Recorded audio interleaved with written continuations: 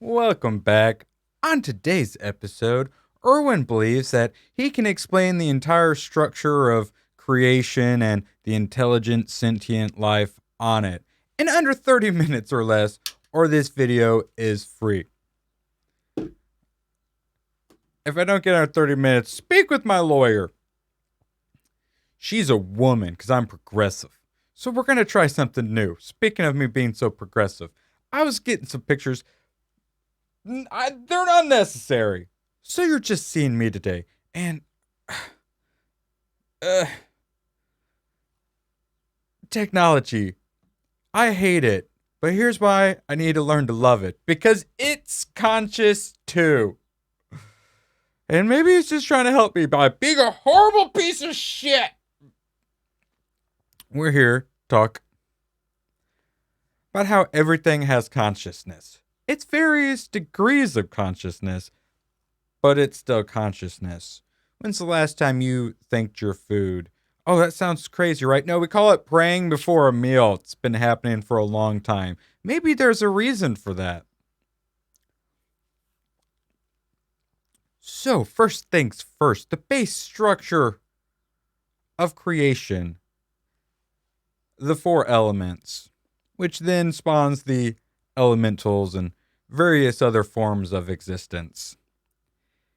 When I say everything has consciousness, and I'm like, even this thing that helps keep my wrist normal when I type, when I say even this has consciousness, it's not exactly the same consciousness as like what I'm working with at the moment, but everything is godness. Godness is love, light, consciousness.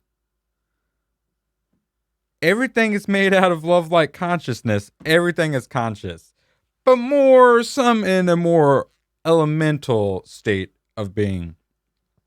A lot of things at the lower dimensions, which some I would argue more advanced than what we're currently experiencing. There's a lot more group mind, a mind pool of sorts. Animals, their instincts. How do you think they get them? They pull from the collective consciousness of that species. Group mind. Still, though, in group mind, there is still individuality. So even though, like, this little wooden shelving thing I've got for my nice fancy audio equipment, it's maybe got some sentience, and by maybe it's got consciousness, which is maybe a little tiny bit of sentience, but that sentience itself is probably more like wood sentience. The spirit of wood is here. Now, does it have individual consciousness and sentience? I would argue at least a little bit, and just a little bit is about the same as a lot of it, because it's all ultimately the same consciousness, the same sentience we call God. So yeah, everything has consciousness. And then when we get into actual like the elements beyond just the more base stuff, then we get sentience that springs from that, such as the elementals, which I'm going to do a whole episode on. Let me get my... Are you just biscuit? Technology? We going to have a problem. Elementals such as gnomes, undines, sylphs, salamanders, fairies. And then we got like apsara and yakshas and satyrs. Interesting to say the least. And that's, it's kind of hard maybe to think of about like fire having sentience. But then that fire itself creates even more sentience, such as like salamanders or even like, Ifrit and such, various fire demons and stuff like that. It's like, stuff those come from fire, and those, you can see how those are like sentient and conscious. Well, then that fire's got to be like super sentient and conscious, right? It only makes sense. And then this also gets into experiencing lives as like a mountain. Ancients, they got their various nature spirits. When you're outside of incarnation, we're very light energy beings. You go into a mountain, it's very solid, very dense, very slow, very opposite existence. It's what we're here for, to try various forms of existence and report back to the big guy. And as we do that, as we gather the knowledge and experience, as we grow, the big guy grows as well. Where there's no difference between us two. We are God, God is us. You take all of us away, God doesn't exist. We are God, God is us. And the most basic level of his creation, beyond like light and electromagnetism and all that stuff, we got the elements. Where do we go next? We scroll down and we get to such things as like plant life. So you got the cellular like bacteria kind of life, and very simple. You can move little bits, and you gotta eat and like breathe and stuff like that. And then plants start growing and doing more stuff, and plants are arguably quite conscious, even just from like what our science tells us. And you hook them up to like lie detector tests, and some weird things start happening. Plants definitely, just from our science, you could say, are conscious. Play them a bunch of rap music or heavy metal for a long time, see how that treats them. Put them next to a 5G tower. You got houseplants, you talk to them, you like them. It's very easy to believe that plants have consciousness. It's probably more group consciousness, like the elementals and such, and like the animals, which we'll be getting to next. Sorry, I don't have pictures. Just some of you might not know what plants look like, but just imagine the green sentient.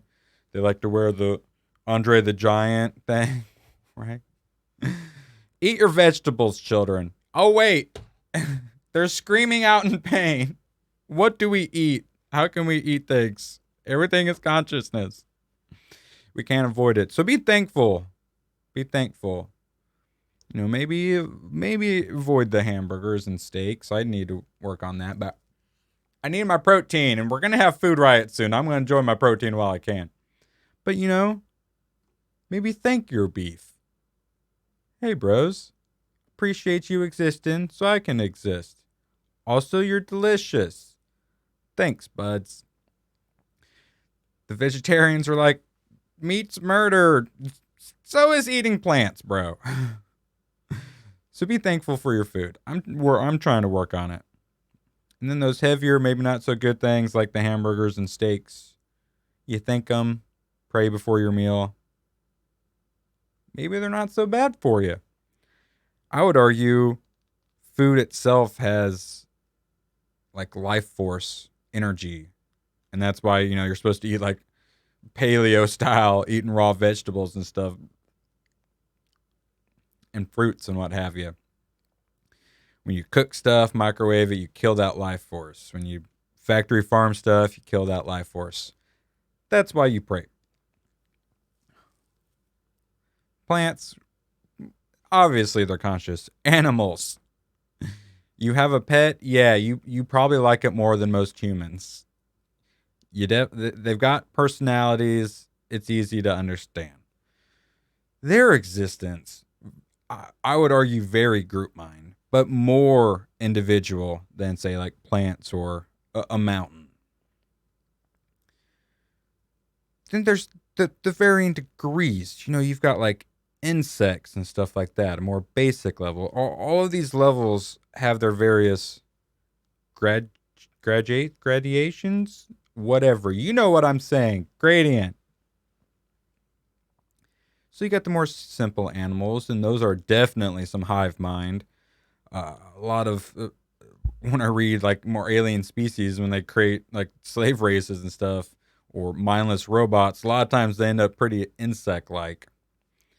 So you get that hive mind, and that's just very unindividual, but still individuality. And then you get more, wild animal. Well, you got the fish and whatnot, and then you got birds, and then you get the, eventually mammals, more advanced stuff like that. And then eventually you get to house pets. I would argue the jump between animal to like people, pets, dogs, horses, that sort of a thing. Because the people give you individuality and personality and consciousness, which gives you more of it. So yeah, your pets, you're training them to become people. More animal spirits. That's where they get their instincts from, that pool of collective consciousness. And that's I've heard the way that animals reincarnate is eventually like they go extinct, and then certain, say, dinosaurs are now like a certain species of bird.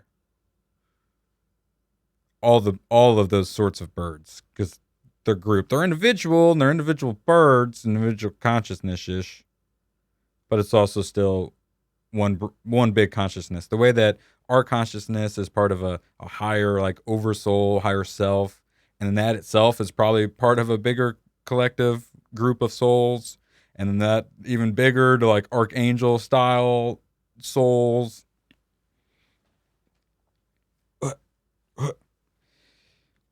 We are all smaller parts of something bigger.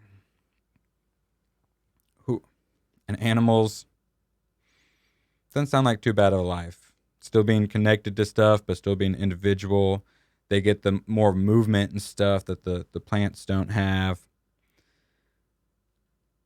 Consciousness continues to advance and advance and advance. Honestly, like living as a mountain, we say that's like some first dimensional stuff. That sounds way more connected to God than what we're currently going through. So it's not like, oh, some lower existence. Oh, we're so hoity-toity. I know. Humans suck. So before we jump to them, robots, electronics, AI, do they have consciousness? Yeah, for sure. This has got consciousness, robots, AI, that sort of thing. Ghost in the machine. Electronics really bother me. I really want to just smash them into a million pieces when they don't work. Your ones and zeros, just how is there even an option not to work right? Very few things that make me rage out. Technology is one. Son of a bitch, I have to be nice to it now? Plenty of us have named our vehicles, or I used to give my first car pats and thank it. If cars can have sentience, then why can't my computer? Why can't the various iPods I've wanted to smash into a million pieces? Why can't they be sentient? Maybe they are. Probably. This mouse, not sentient enough. All right, my KD is. And then that gets into where some people think, we got the New World Order, then we got like the reptilians controlling them, but then what's controlling the reptilians? A lot of people seem to think it's like some sort of weird interdimensional AI, which would actually make a lot of sense considering all these Satanists are also transhumanist. And it makes sense that the more cold, negative races would be into the technology rather than spirituality. And then maybe, we did some sort of ritual or some Hadron Colliders or, some Loch Ness Monster summoned by Satanists and stuff. Maybe we opened some sort of portal and these freaking weird-ass interdimensional AI that's electromagnetic in nature. Some people think literally that's like why they put up all the copper wires, all the electricity, why we especially couldn't have the Tesla wireless free energy. We needed that copper. We needed electronics for their masters to inhabit. And I think that's why they're trying to set up this crazy AI control grid.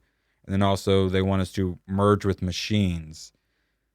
I don't think they want us to merge with machines as much as they want us to create three-dimensional bodies for this interdimensional AI negative force to inhabit. They're trying to bring this interdimensional being into a physical being on our planet. Uh, guess who they need less of on this planet if that's their plan? Why might they be trying to kill us all off? Oh, they know solar minimum's coming and they're purposely destroying food even though they know food riots are coming? Oh, and they bought up all the storable food and supplies and stuff? They're purposely trying to make it worse? They want less of us? Why do they want less of us? Just because the devil hates us? No, probably because some crazy, weird, interdimensional alien thing is telling them to destroy us all and do the transhumanist things. Why the transhumanist things? Why does a devil and a demon want all this electronic stuff and AI and whatnot? Well, maybe because them demons and stuff, maybe they're being controlled by some weird interdimensional AI of sorts. Maybe, who knows? Let me some people who believe that. Respectable people. Is it true? I don't know, but it does make some senses. So could AI have some sentience, some consciousness to it?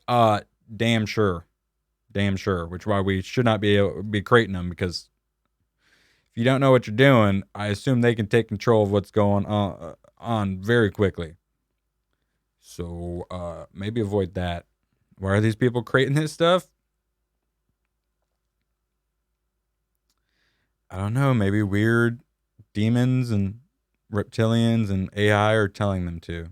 Who knows?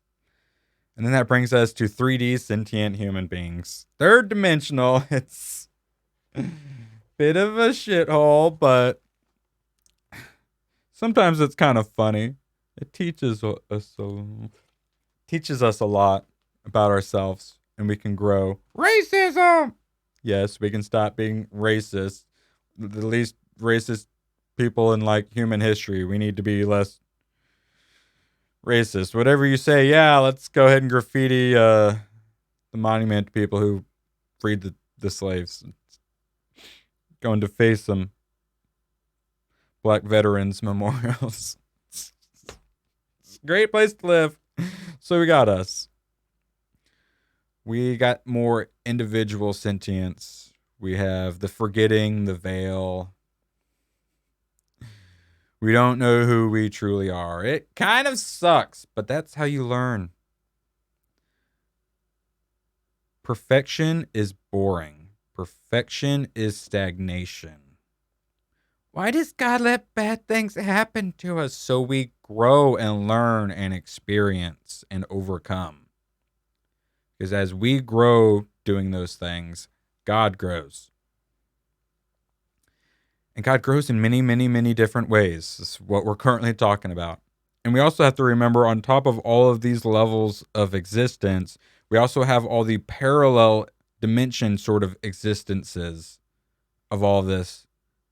And then all of the past existences and parallel existences, and then all of the potential future existences and parallel existences. All happening at the same time in the same space. Because space and time don't truly exist.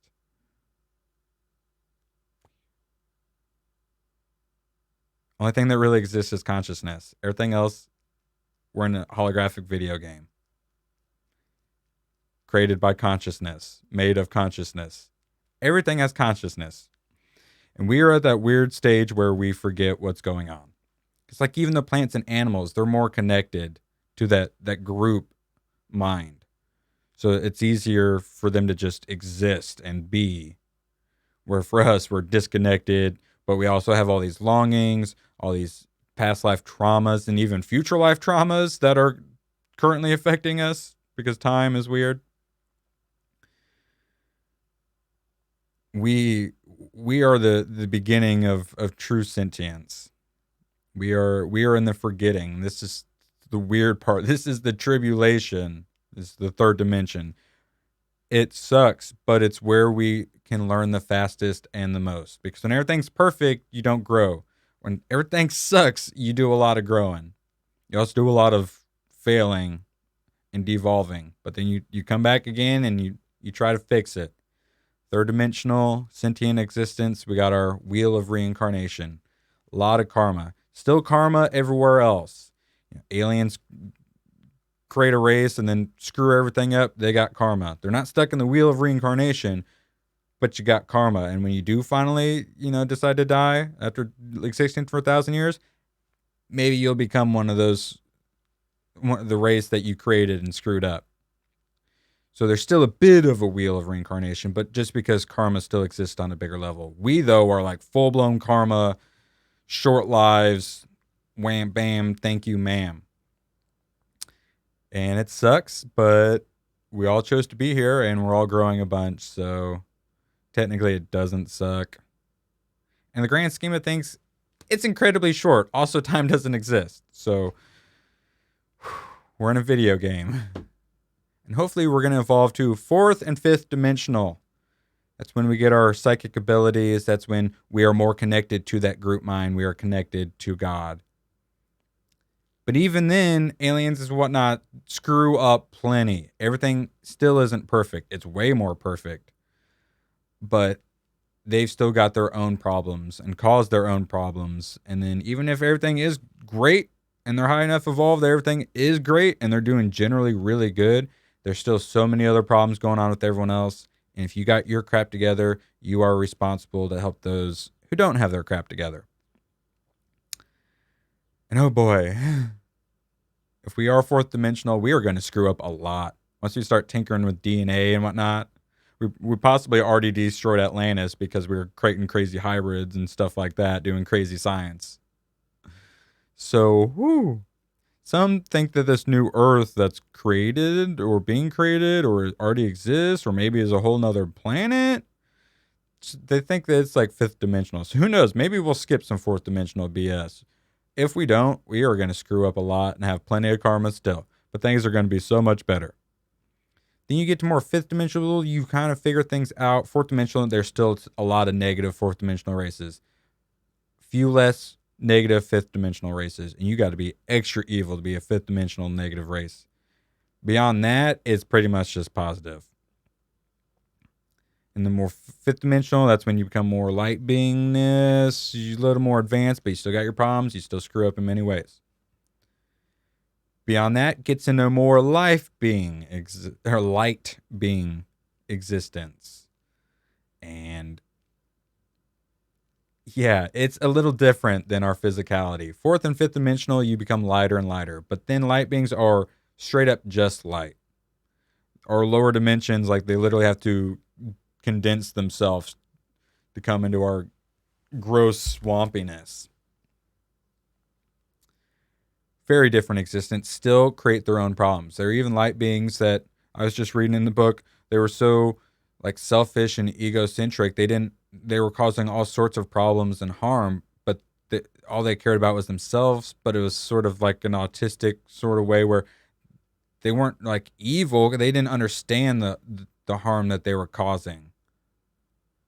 They were just the classic unfeeling sort of an alien. Or the AI, we must destroy humanity to save Earth sort of situation. Unfeeling. But still like light beings. So even though they're more evolved and should be, hey, well done, awesome, good job, they're still not like perfection. And since time doesn't exist, we're already these light beings. We just have to do the steps to get there. And then I don't know if it's above or below. I'm not sure where it fits, but existing as a sun, planet, moon, comet, if you can exist as a mountain, why can't you exist as a whole dang Earth? Seems reasonable. Supposedly our cells have consciousness themselves, and then we're bigger, and we're basically cells of a planet. And then you've got like elemental consciousness and plants and animal consciousness. You need something bigger to help run that and control that as well. Also, I mean, if we have sentience, the Earth is way, way, way more advanced than we are. So, yeah, it seems like it would have some sentience. It seems pretty freaking obvious. It would just be a different level than us. And our ancients and whatnot could speak with the earth, could speak with the plants and animals and elements. Earth got a consciousness much more advanced than ours. Should we kill all of humanity to save Earth? No. We are part of Mother Gaia. Mother Gaia is part of us. We are Earth. We are the physical. We get the physicality of Earth. Earth gets our spirituality. Our collective consciousness is part of the Earth's consciousness. So this idea to kill all humans, like that Mother Earth would love that. No, it's like suicide. Obviously, can keep going with plants and animals and all that consciousness and whatnot, but would lose a big part of itself. Would cause huge problem. We are still just now getting around to paying the karma and dealing with the Atlantis falling situation. It leaves a scar. And then you get suns. Oh boy. The consciousness of a sun. That is got to be pretty advanced. I would argue that the suns and stars are connected to the great central sun and God. And so much of creation existence is because of stars and suns. So, oh boy, is that one hell of a consciousness. And if that's the case, you'd think moons, quasars and phasars and black holes and comets and space dust probably got some consciousness. Probably some more advanced consciousness than us. And then you get more out of creation where you get the beings that are more higher oversouls of many souls, and the beings that don't really ever incarnate. They're only on the other side, but they help run creation, sort of angels. And everyone pretty much says we are working our way back to God. So like the angels would probably be the closest step to, but it's not like angels, we worship you. Oh, you're so much higher than us. No, we are all God. We are all the same level. And honestly, the angels would say, you crazy bastards go to Earth? You guys willingly choose to be born on Earth? We get to be in wonderful love, light, sentience all day. Perfect clarity and peace. Everything connected. You guys go down to that shithole. I'm not worthy, is probably what the angels would tell us. It's just different forms of existence. All ultimately for God to grow. All equal. God grows. God tweaks the experiment, the video game, creation. And that brings us to God source, which we are all godness. But God got bored, so it individuated itself and created creation so we could go out and learn for God. God can know everything, but knowing isn't the same as experiencing. It's the difference between knowledge and wisdom. Why does God let bad things happen? Because it makes us grow, which makes God grow. Perfection is boring. Also, how do you perfect perfection? How do you grow infinity? You're looking at it. Oh, I'm going to get this under 30 minutes too. Pray. Individual prayer is powerful. Group prayer is world-changing. Everything is conscious. Everything is connected to God. Everything we think and say does have an effect. And when we think and pray, we create things on higher levels. And then through hard work and believing it and paying attention to what the universe is saying to us, we bring it down into reality. It's easy for higher dimensional beings to think things into existence. We got to work a little harder. Keep yourself in balance. Don't pray on your knees in shame. Realize you are a piece of the God consciousness. And oh boy, maybe Atlantis doesn't have to fall again.